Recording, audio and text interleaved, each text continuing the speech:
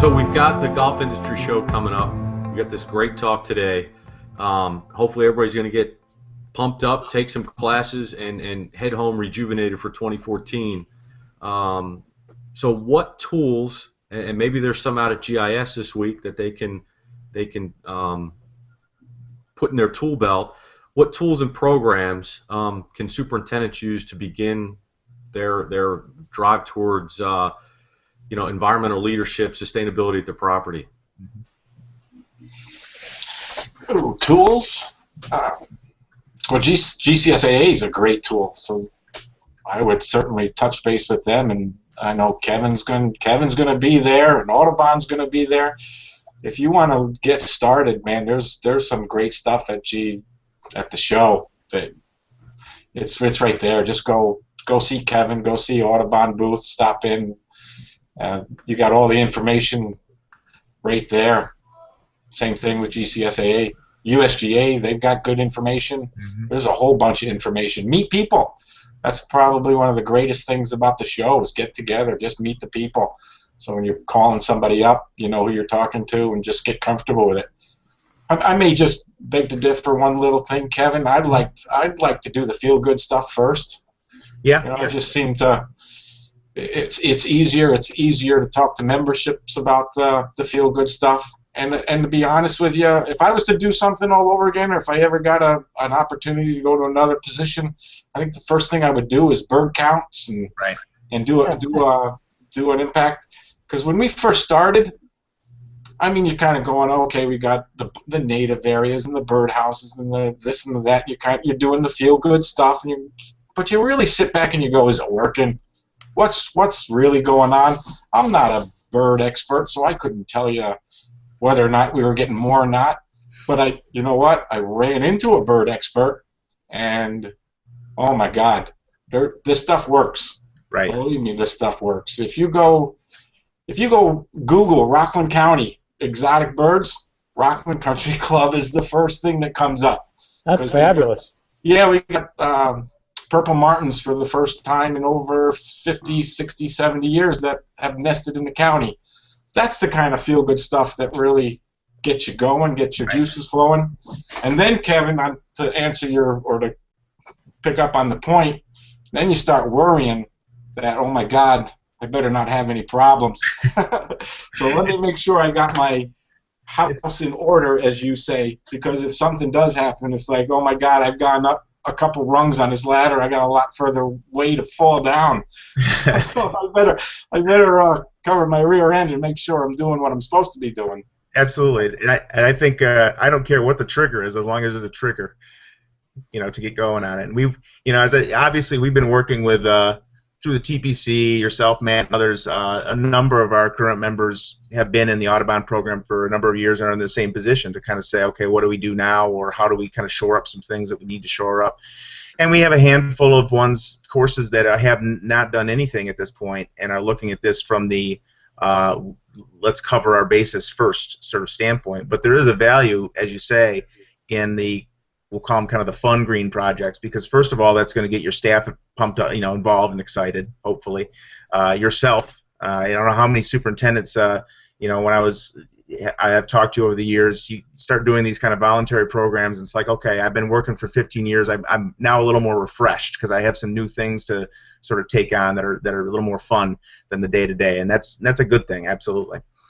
Bill, I think there's just a tremendous number of different types of tools that are out there, and Matt makes a good point about GIS and GCSAA, EIFG, the Audubon program. All those things are going to be there at GIS. I think the message, if you summed it up, what Matt said is just get involved. Find a way to ask questions. And get information and get started in some fashion. It doesn't matter if it's the Audubon program. It doesn't matter if it's participating in ELGA. Just get involved. Get yourself out there. Put your foot in the water, and pretty soon you'll be swimming.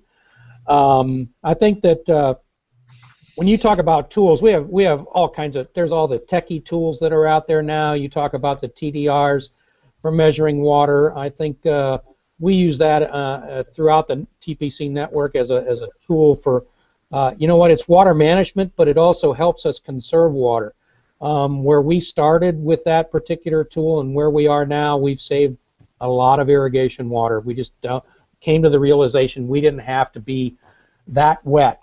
That's just one small tool that's out there. When you talk about social networking, oh my gosh, how many times have people that are on Twitter in the golf business see a tweet come out about something environmental, something that has to do with environmental stewardship?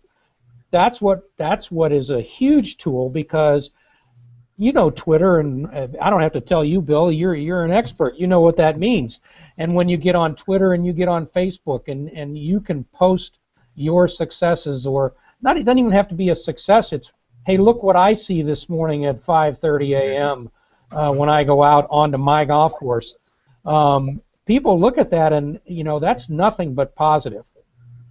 Yeah. So that's a huge array of tools right there. Roger, I want to copy that, and I'm going to put that into open all my talks, because whenever I give a talk on social media or technology, I hear I don't need to learn how to do this. I'm done. I'm in a good position where I'm at. I'm going to retire soon, or I don't need, I'm not going to get a new job, so I don't need to learn any of this stuff. You just flew the flag for me. You are the perfect example. So I may, if it's okay, show that, because that's perfect. Well, you can. You're actually probably talking to one of those guys that had that thought not too long ago. And I'm just getting my foot in the water on that stuff. So, but I see the power of it. I mean, it hits you right in the face immediately. And I'm enjoying. I'm on Twitter, and I'm enjoying that part of it immensely. Yeah, one of the things I run into when I give my talks on kind of integrating technology is, and Roger, you mentioned this a little bit, is we're all taking moisture readings, we're all taking soil temperature readings, we're all tracking our fertility, and we're all doing this with a much greater degree of accuracy now, just with simple tools like a TDR or somebody creating an Excel sheet or a Google Doc. But people don't realize the power of that data, and that they should keep it, should hold on to it, and should share it with people. There's some superintendents that I've talked to that I ask, okay, you've got 4 TDRs on the property. How do you track your data? And they say, what do you mean, how do I track my data? I said, well, when you stick the thing in the ground and you get your average, do you put that number anywhere? Do you hold on to it? And they say, no, because I only needed to know what it was at that point. And it's if we were all to just for one day track all our moisture readings, and Matt, you brought it up with the drought situation and kind of how you got started, just the power of that data. We're all doing it every day. Just take the extra step and track it, and let's start sharing it. So I guess the next question, Kevin, some of the results you're seeing from your ePar Environmental Management System survey from early 2013, I know you wanted to share some of those results with us. Yeah, no, I think we went through about a year ago. Yeah, there it is, perfect. I don't even have to do a shameless plug. I kept it clean all these years. That's beautiful. You just keep talking, man, so it just stays on you the whole time. Now, we did a survey, and I was kind of coming at this from the standpoint of looking at what are some common management practices. So not agronomic, not equipment or technology, but just sort of common environmental management practices that you see in other industries. And there are many of the elements that you find in an EMS. Do you have a written environmental policy, written standard operating procedures, those kinds of things? And I wanted to take a look at it. The results weren't necessarily surprising, but wanted to take a look at where the golf industry stood in terms of the overall adoption of some of these kinds of things that you do see in a little more commonplace in other business sectors. And you get things like, and I sent out a survey to, I don't know, probably 3,000. We had about 300 respondents, golf course superintendents who responded, which was great. And what it showed me was, and I've had conversations with some other folks on this, is there's a little bit of a gap still between intention, having good intentions, and actually results, right? So one of the things that kind of can bridge that gap are some of these management practices. Roughly, I don't know if you'll find this surprising or not, but roughly 75% of respondents said they lack a written environmental policy statement. And why does that matter? Well, that matters because that's your flag in the sand that you get your board, your club board, to sign off on to say we are on the page going to say that environmental improvement, environmental stewardship is important. It's an important part of our business. So it's a part of our written plan that we're going to act on these things. And what's nice about that is it outlasts. Let's say you have a couple of real supportive board members, but they leave, they retire, they go away. A new board comes on, and suddenly the environment isn't as important anymore. Well, if you have that documented and you have that, as something that your business sees as an important piece of what they're doing, that can help. So it's an easy thing to do. It's an easy thing that you can make on your own, but just a simple written environmental statement that you can then put up on your in your clubhouse. A lot of the courses that are in the Audubon program likely have a written environmental policy statement, but the number 75% was kind of interesting. Another one, about 2/3 of respondents have not done any type of risk assessment. And what a risk assessment is just a process of going down a list of all the activities that you employ at your club, at your course. Figure out, okay, what are the potential environmental impacts? How often does this practice take place? And so how risky are they? If something goes wrong, what would be the risks? And that, again, doesn't surprise me because there's a lack of time to do that. But there is a value of really even going through a basic sort of environmental risk assessment, and as Matt, you said, okay, what are our worries? And at least sort of prioritize what are the worries that you want to take care of in order, just to make sure that your house is in order, if you will. The good news is that the respondents, as I said before, the gap is, the good intention is there.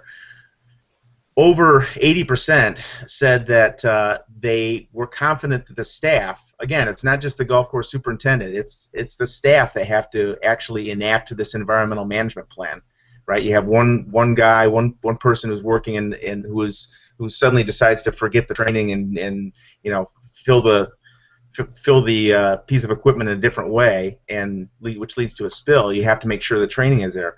But the large part of the respondents from the golf course superintendents that we surveyed was that they were pretty confident that everyone that was working with them and for them were really trying to do their best when it comes to environmental stewardship and protection, which is not surprising. That's great. But there's this sort of gap between where we are as an industry and where we can be very easily if we just sort of start shoring up some of these gaps.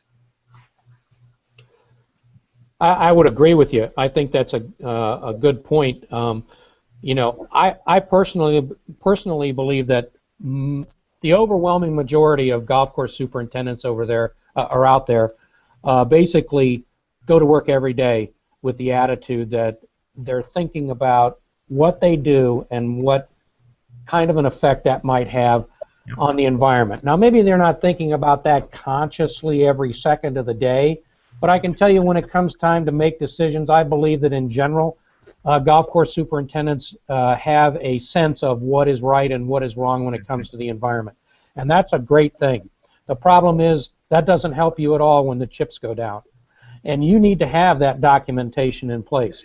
You need to be doing the things that Matt does in terms of community outreach. It's a big package that goes together, but it's not that difficult to do all those things.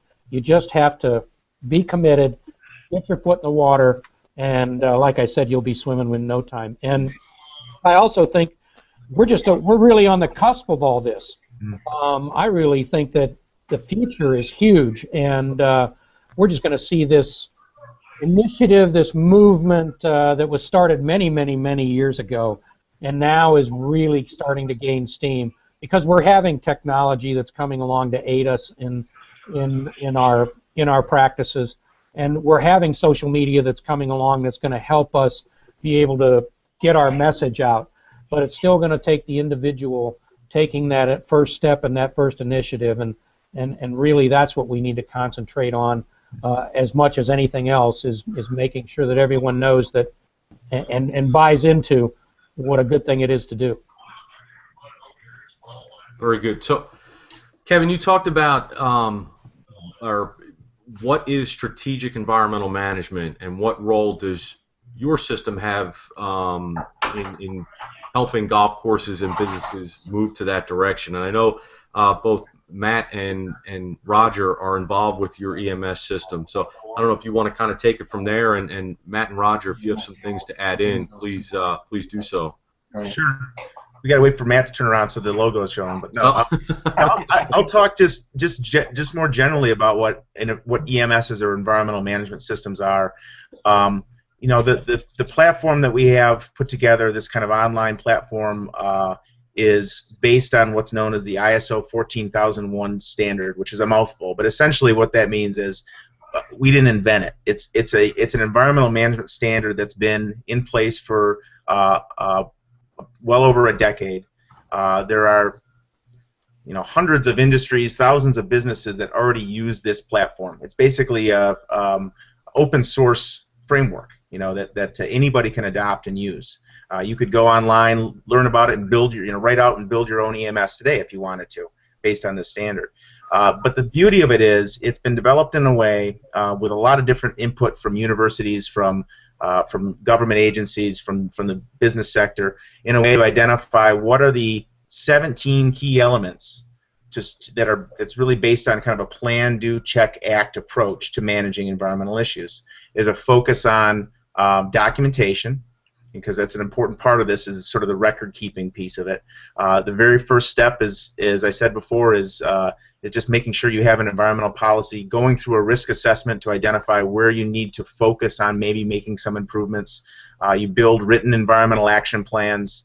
You assign someone specifically to work on those action plans, and then on a periodic basis, you know, we have both weekly checklists, but also on an annual basis, you're going back, not just the superintendent, but this is for the clubhouse, for the pro shop, and the golf course, and you as a team, hopefully, with your senior management, are actually going through and saying on an annual basis, okay, here's what we did this year, here's what the results were, here's where maybe we didn't do as well as we could have, or here's where we did really great, now let's make adjustments to the plan. It's a pretty simple and straightforward framework that really, it's intended to be able to take what Roger talked about, you know, the thinking in the back of the head maybe consciously, and then make it conscious and put it right in front of you so that you don't forget about it, so that it's a top line item, and it just becomes a part of your, you know, daily or weekly operations, is making sure that these types of activities are plugged into place.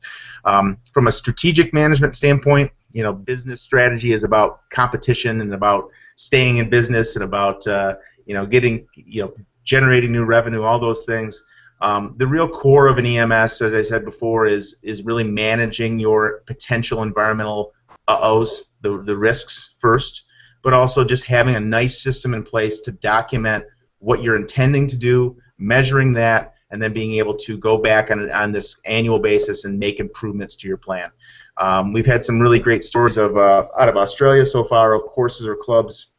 I don't know if it's a great story, but there was a club in Australia that had a chemical spill, and the local regulatory agency came on board. They had an eParUSA in place at the club. He was able to pull out his documentation showing his written standard operating procedure, showing training logs that he had done training, you know, and gone through the training process. And they walked away with a real minimal fine that could have been a lot larger, simply because they were able to show that they had done their due diligence and that they were trying. They had documentation to show that this was merely an accident. Those kinds of results, you know, you without focusing on the negatives, but from the standpoint of having records to be able to really show, both in a positive way to your members, to the club board, whatever it might be, but also to the regulatory community, is really where this EMS framework kind of has value. And as I said, you know, we have this hopefully streamlined tool for use, but anybody could go build your own EMS. So it's something to at least, there's resources out there in the EPA website that show what an EMS is, show how to build it. We're just trying to take the time that it would take to do that and streamline it so it's a real off-the-shelf, easy sort of approach. Very good. You guys have anything to add to that based on your experience with the EMS system? Going through it, it was an eye-opener. because there's going through your risk assessment for sure. It's just there's risks there that you don't even know about, you don't even think about. You're not really thinking about noise pollution, for example, but it's pollution, and it's something that at least you have an EMS that acknowledges it. We're talking with Kevin the other day too, that you wonder, if I was to pose the question to the audience, what's the most toxic chemical you've got on your property? I wonder how many people would say gasoline, because we take it for granted, gasoline. It seems like we're handling it every day, and it's in our cars. But boy, I mean, we've got to really watch out. We have an underground tank that we really got to watch and keep and monitor. And if there's a issue or an item that really that has the potential to really cause a lot of damage, that's one, and it's something we take for granted. So going through the procedures and the ePar program, kind of it's an eye opener, raises all those questions, makes you think a little bit. So we gained a lot out of just doing that. I would agree with that in terms of an eye opener, and things that you haven't thought about come to light in a big way. I think the ePar program for us is it's what I kind of consider to be in its infancy stage, where we've completed the assessment, and we were just having this conversation before we went live today with Kevin about, okay, so now we've done that, so what's next, and how do we really get the most out of an environmental management system tool? And it's in some regards, I think for some people, when they would get involved, or if they ever did get involved with something like this, it's, the initial reaction is it's a little intimidating, because you're basically taking a test, and you're saying, okay, well, how am I going to score here? You think you're doing things the right way, and so, I think you have to overcome that fear. This is not something that's going to be sent to the EPA and you're going to be identified as a problem. This is for internal use. This is so that you can improve your operation going forward. And this allows you to document and formulate reasons for making improvements. And it gives you a vehicle to take that documentation to management, and helps you get that on the radar. And I think that's going to be a great tool going forward. This segues nicely into a nice quick plug I can make here. One of the things we've really worked on the last few months is we're going to be taking Whole 1 of the system, which is a pretty comprehensive initial environmental review, and making it free for anybody.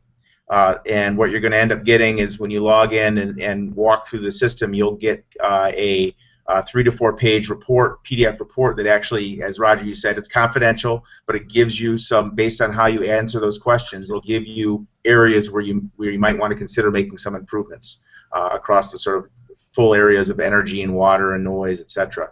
And part of that is we want to be able to provide that tool to be able to just have anybody who's interested in finding out, okay, where am I on this scorecard, if you will, but also just to allow it to be a little more accessible, because one of the things that you said, it's intimidating.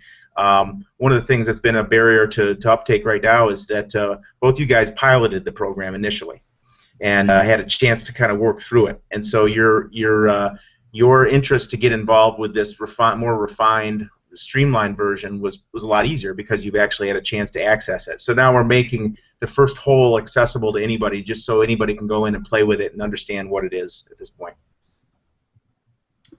Yeah, you know what, too, kind of thought about this too while you guys were talking. The states and the local golf superintendent associations spend a lot of money and time doing BMPs. Mm-hmm. And New York is in the process right now of devising BMPs. And you've really, going through your environmental policy, you've got your own little BMPs, per se, for your own little local club. Mm-hmm. So I use it a lot, to be honest with you. Any vendor that walks through any contractor, I give it to them. Any chance I get, it's posted on my Audubon bulletin board. It's just a document that just states what we're all about and what we're trying to do. Yeah, I think the BMP part of it is pretty important. You know, we're all going to be affected by BMPs in some regard going forward. I know in Minnesota we're in the midst of talking with regulators about a possible certification program here for water use and environmental stewardship, really, water quality, water use, pesticide use, all of those things, and getting that certification program hopefully down the road in place that will help us individually. If you're a certified club or a certified member, you might see the possibility in the future where you might get a little bit of consideration or a little bit of relief when we go into water conservation mode and water restrictions become a problem. And all of that is based on BMPs, which basically we're using to say, if you follow these BMPs, you're going to be able to document that you are a good environmental steward, you're a good user of water. And I think BMPs are they're growing in a big way. Mm-hmm. Very good. Well, guys, this was just an unbelievable talk today. We've had some great conversation on the page everybody's viewing on. I'll just kind of fill you in. David Phipps, as we were talking about tools, he's the Northwest GCSAA field staff representative. He posted some seminars and sessions that are available to superintendents at the GIS show that they should attend. And David and I had a little chat while you guys were talking. We're going to line up, I guess, a part 2 of this and bring David on board and let him chat about some of the resources EIFG and the GCSAA offers. Kevin, maybe have you part of that as well, and Matt and Roger, maybe we'll have you back. But David's got some great things he would like to chat about, and I think that would be an excellent part 2 for this. This is kind of a subject. Kevin and I were at the Experience Green event, Sustainability in Golf Beyond the Green, and Kevin, you could probably agree, we probably could have had a week-long seminar with all the chat that was down there. I think that was a good start for many individuals in the industry. So what I'll do now is I'll let each of you close maybe with a closing thought for everybody as we head down to Orlando next week and get rejuvenated to start 2014. Well, Bill, I thank you very much for asking me to be here today. I really enjoyed being a part of this panel. I want to thank GCSAA for and the Board of Directors for awarding me the President's Award for Environmental Stewardship this year. I'm anxious to go there on Wednesday to accept the award, and I think the parting comment I would make here is similar to what I'm going to talk about on Wednesday in my acceptance speech, is that we have come a very long way in terms of our efforts to be recognized for our environmental stewardship, but we're just getting started, and we've got a long way to go, and we need everybody on board to move this ship. So hopefully everybody will get interested and put their foot in the water. Very good. Matt? Yeah, well, congratulations. Well deserved, Roger. You're certainly most worthy of the award. Bill, thanks. And Kevin, thank you for everything you do. I just kind of want to make a step back to, and the environmental issues are certainly present and important. I actually went and grabbed I was going to grab a couple newspaper articles, and I grabbed one from the other day that was gardening trends to watch for, which had an awful lot of natives and local things, and that was 3 days ago, and I figured I better save that. Well, you know what? The one that came out today, and it just had our little, involved in our little water quality. So I'm involved with the our little local Sparkill Creek, got involved in that because it's in our watershed, and they just did data show water quality declines. So not through the fault of golf courses, mind you. That's strictly, we do some enterococcus testing, and we've got a very good image within the local community of the golf course. But those kind of things, they're in the paper every day. Get involved, even if it's the local garden club. I view golf courses you're gonna laugh, but I view golf courses kind of like pizza. There's good ones and there's better ones, but I've never had too many bad ones. So I'll leave you with that. And thanks. That's great. No, I just say, you know, the honor is all mine. When I sent this to Bill, the idea of doing this, I said, okay, here's the idea. We're going to have Matt Seplow, award winner 2013, Roger, 2014 award winner, and then some guy named Kevin. So I'm just happy to be a part of the conversation. But certainly, if I was going to leave with one thought, knowing that we might come back for a part 2 of this, if there's one thing, and I've been to a number of CMAA meetings and GCSAA meetings over the last 3 or 4 months, and I leave with the same thing. If there's one thing you can do, if you don't have one in place already, is really think about putting together a team, a green team, or something like that, so you can develop a written environmental policy as just a starting point, just a simple little starting point. If you can do that, you'll be able to build off of that. So if there's there's a lot of resources and tools out there. There are some great environmental policy statements up on the EIFG website, some models that are up there. So if you can do that one simple thing, that would be great. And of course, feel free to visit us during the show. So, Kevin, in your booth? It's 2471. Can't miss it. Right across from the USGA. Very good.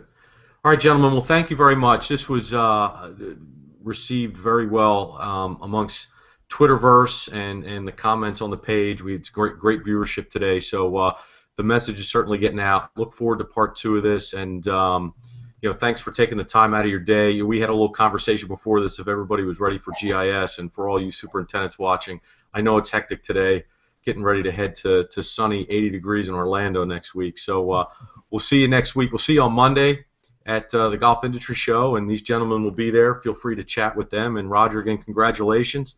Look forward to thank you very much, Bill. Speech. And everybody, thanks for joining us for another Turf Talks. We'll see you next time. Have a good one. Take care.